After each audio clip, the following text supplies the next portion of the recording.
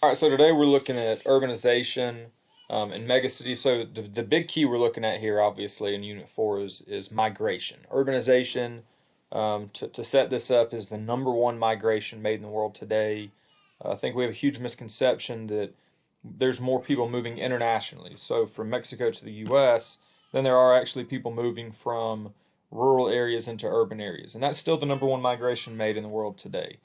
Sorry if you hear a little background noise. I got the 6 and a 4-year-old working on school in there as well.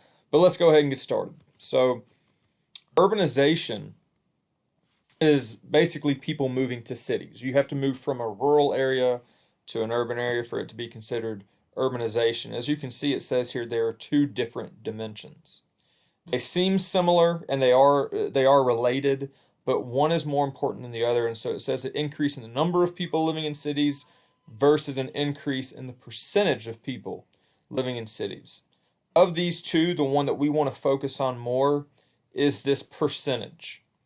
And I don't have a chart to specifically show you why, so key in and listen to what I'm telling you. If I show you two different countries and I say China versus Switzerland, and I say that China has 100 million people living in cities and Switzerland only has a million people living in cities, you may think that China is more developed than Switzerland. But what we're not doing is looking at the total population. 100 million people in China is about 10% of the entire population, which means that you would have 90% of people living in rural areas. And if you're living in a rural area, typically what are you doing to make a living? You're farming. Okay, and this goes back to everything we've talked about to this point, which is if the majority of people are farming, then the country can't be developed. Whereas in Switzerland, a million people could be 90% of the population, which means there's only 10% living in rural areas. And so that's why when we look at these two, percentage is more important, but obviously at the higher number, the higher the percentage. So why have cities been growing? Well, the biggest answer is the Industrial Revolution. If you look at this stat, in the year, it says 47% of people lived in cities in the year 2000 compared to that in 1950. This number is growing. Like we said, the number one migration made in the world today is people moving from rural areas to urban areas, and that becomes indicative of development. So when 75% of your population lives in an urban area, that means that typically you're involved in some type of secondary or tertiary job. In LDCs, that's only 40% of the population, but that is rapidly changing. And so we know this is going to have big benefits. But again, all this started with the Industrial Revolution and giving people a different outlet and a way to make money besides simply just farming for yourself and that subsistence-based agriculture. Um, Job sectors. We talked about this last unit. So as people develop economically, they get away from primary sector, they get involved in the secondary and the tertiary sector. And as you see here, it says when the secondary and tertiary sectors lead to a drop in the primary sector, that means that there are more people living in cities, which means the country is becoming more developed. We're not going to worry about the enclosure movement right now. We're going to look at that more with the agricultural unit next unit.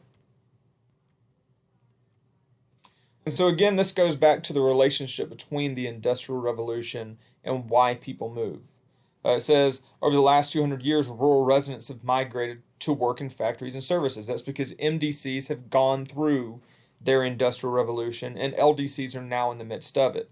And as an LDC transitions, you're going to see people moving to cities, which we do currently see happening. So I want you to take a look at this picture because when you think about where you're going to go to look for work, cities become the answer.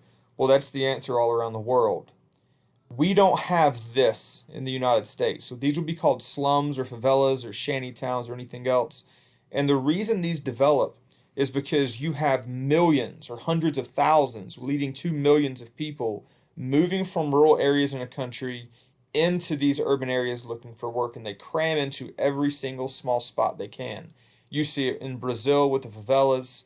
You see it in India, in areas like Mumbai or New Delhi, where people are just coming out of the countryside and they're finding a spot to live the best they can. We can't even imagine doing that in the U.S. You know, you show up in Atlanta, you're looking for work, and basically you figure out, all right, this looks good. I'm going to set up my little tent or shack or anything else right here.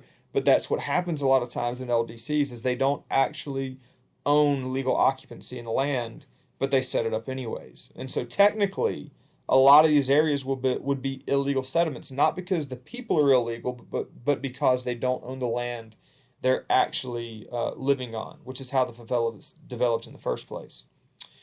The reason this happens is because if you think about the United States, and I asked you, where would you go, like once you graduate from college, where are you going to go to look for work? That could be 100 different spots. You know, I mean, you think about all the different major cities in the United States, and that's because development is dispersed across the entire country.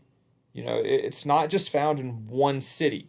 Whereas if you go to an LDC, and some of you have traveled outside the countries and you've gone to these less developed countries, you've gone to portions of Latin America, maybe you've been to Africa, and you have an understanding of what I'm saying here. In LDCs, there's typically only 1 to 2 cities that have these high levels of development, and they offer jobs. So if you're a rural migrant and you're like, look, I'm tired of farming, I want to move to the city and I want to go for work, they literally mean 1 or 2 spots. And so that means that these cities grow rapidly because the development isn't spread out all across the country, it's only found in 1 or 2 spots.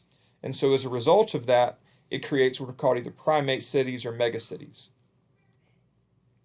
A primate city, and it's important to understand that these are typically only found in less developed countries, like Mexico City is the largest city. It is more than double the size of the second largest city, and that more is a key term here.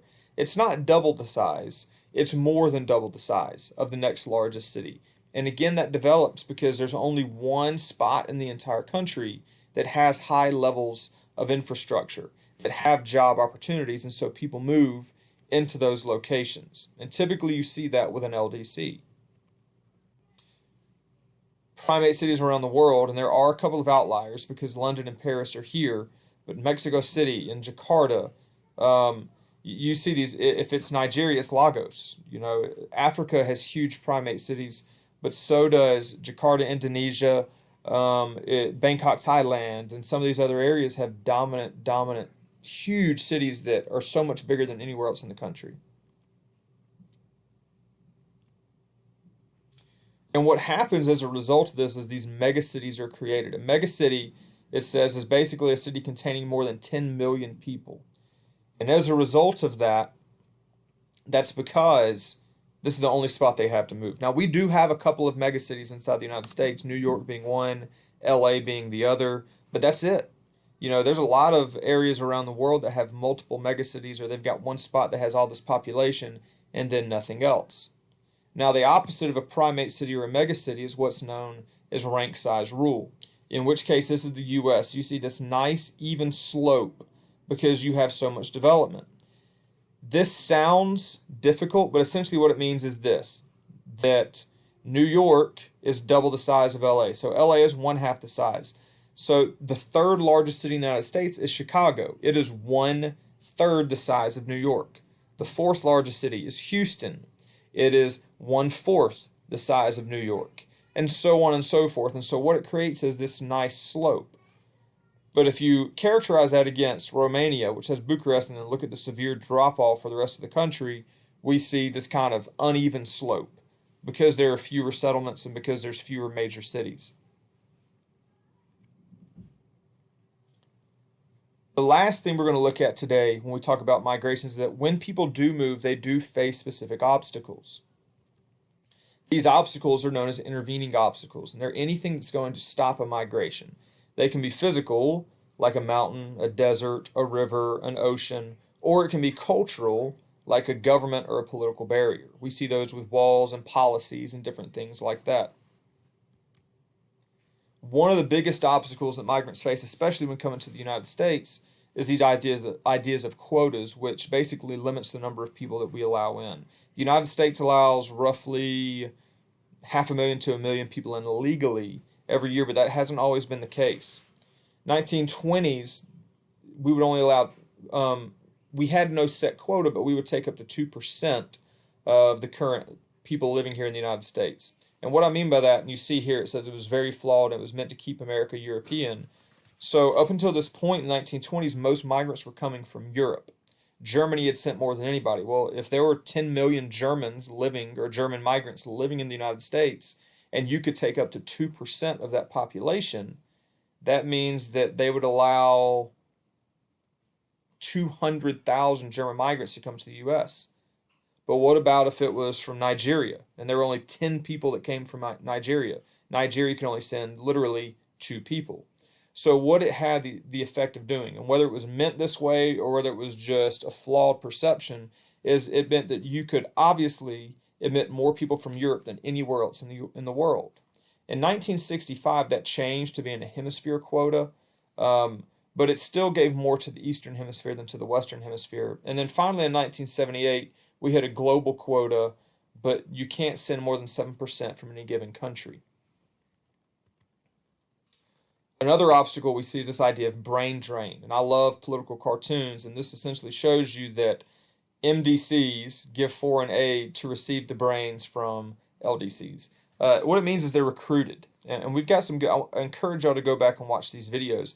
But it means that essentially the most talented, the smartest people in LDCs are leaving to go to MDCs for work, and you can't blame them. Better standard of living, making a better job. They're going there for education. They're staying. But what it does to LDCs is it makes it very hard for them to develop because the smartest, most talented people in that country are leaving and they're going to whether it's Western Europe or Canada, the United States, Australia, because those are your higher level of development, and it affords them a better opportunity for making money and earning a better living and providing for their families. And so that is the brain drain. Let's see. Another one we see, you see this temporary migration, guest workers. We don't really have guest worker programs in the United States. What we have is work visa programs, but it's very similar. Guest worker programs are going to be dominant in Western Europe and the Middle East. And essentially, they recruit people. They allow people to come in legally, not illegally, but legally, to work for a short period of time. The reason that becomes a negative, and this isn't really, showing anything to the Middle East. We could put a European here as well, but most guest workers or migrant workers are typically looked down upon because they're going to do jobs that nobody else wants to do. They're sweeping streets and they are doing things that are considered manual labor. And we kind of have this outlook in the U.S. as well. And there's nothing wrong with manual labor, but a perception of Americans is I've gone to school for this long in my life, 17 years typically, I'm not going to come out and do a manual labor. And so there's a need for migrant labor, but it means that a lot of times these guest workers are viewed down upon. We're going to stop there for today because I'm about out of time on the video as it is. Please go back and look at those videos, specifically the ones focusing on the megacities and also the ones that we just saw a second ago that I think was talking about. Let me go back and look. Yes, brain drain, and then also go back and look at the video specifically dealing with megacities as well. You'll have an analysis on this in a couple of days. Also, don't forget to do your brief assessment, not for a grade in the grade book, to see how you're doing with push and pull factors. Go ahead and take this information, start putting it on your review guides, and we're going to do something tomorrow that I'll be sending out a live link on here later in the day. Okay, talk to y'all later. Bye.